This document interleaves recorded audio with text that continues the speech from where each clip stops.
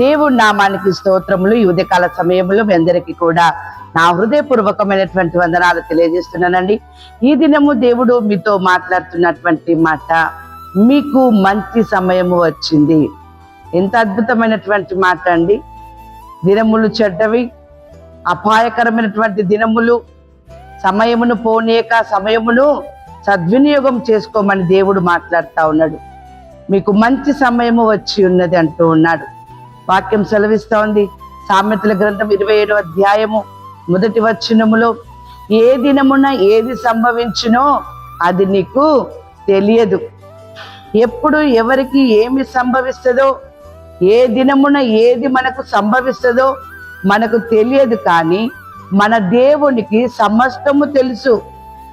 ఎవరికి ఏమి జరుగుతుంది, ఎప్పుడు ఏమి జరుగుతుంది, ఏమి జరగాలి అనేది మన దేవుడికి తెలుసు గనక ఆయన ఈ ఉదయకాల సమయంలో నీతో మాట్లాడుతూ ఉన్నాడు. 68వ కీర్తన 28వ వచనములో, నీ దేవుడు నీకు బలము కలుగ నియమించి ఉన్నాడు. బలహీనురాలుగా ఉన్నావా? నీ ఆలోచనలో బలహీనురాలుగా ఉంటూ ఉన్నావా? బలహీనుడిగా ఉంటూ ఉన్నావా? నీ దేవుడు ఈ సమయమున నీకు బలమును కలుగ నియమించి ఉన్నాడు. ఎలాంటి పరిస్థితులు వచ్చినా వాటిని నువ్వు ఎదుర్కొనేటటువంటి బలమును దేవుడు నీకు అనుగ్రహించి ఉన్నాడు. దేవుని బిడ్డలారా, అందుకనే ఆయన మాట్లాడుతున్నటువంటి మాట 5వ కీర్తన 11వ వచనములో, నిన్ను ఆశ్రయించు వారందరూ సంతోషించుదురు, నీవే వారిని కాపాడుదువు గనుక వారు నిత్యము ఆనందధ్వని చేయుదురు.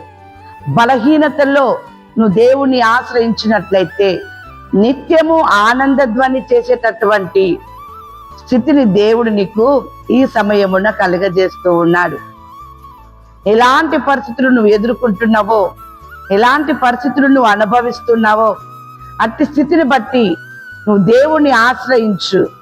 ఎందుకంటే ఎప్పుడు ఏ దినమున ఏది సంభవిస్తుందో అది ఎవరికి తెలియదు కనుక నువ్వు దేవుణ్ణి ఆశ్రయించేటటువంటి కుమారుడిగా, కుమార్తెగా నీవు ఉన్నట్లయితే దేవుని బిడ్డరా, నిత్య ఆనందము, నిత్య సంతోషములుగా నీవు ఉంటావు అని చెప్పేసి దేవుడు మాట్లాడుతూ ఉన్నాడు.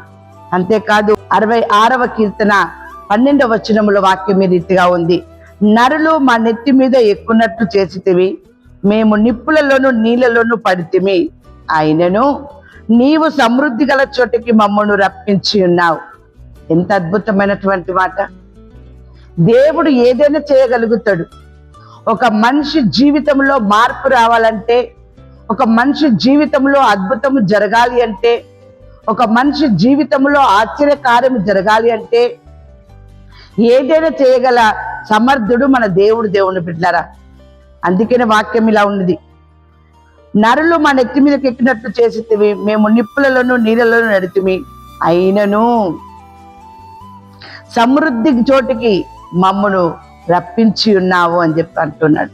ఎలాంటి పరిస్థితులు నీకు కలిగినా, ఒకవేళ దేవుడు కలుగజేసినా, చివరికి మాత్రం ఆయన సమృద్ధి కలిగినటువంటి చోటిలోనికి ఆయన మనల్ని నడిపిస్తూ ఉన్నాడు. ఇది నీకు మంచి సమయం. దేవుణ్ణి ఆశ్రయించు, దేవుని దగ్గర మొరపెట్టు, దేవుని దగ్గర వేడుకో. నీ జీవితంలో అద్భుతమైన, ఆశ్చర్యమైనటువంటి కార్యమును ఆయన నీకు కలగజేస్తాడు. దేవుడు బిడ్డారా, వాక్యం సెలవిస్తా ఉంది.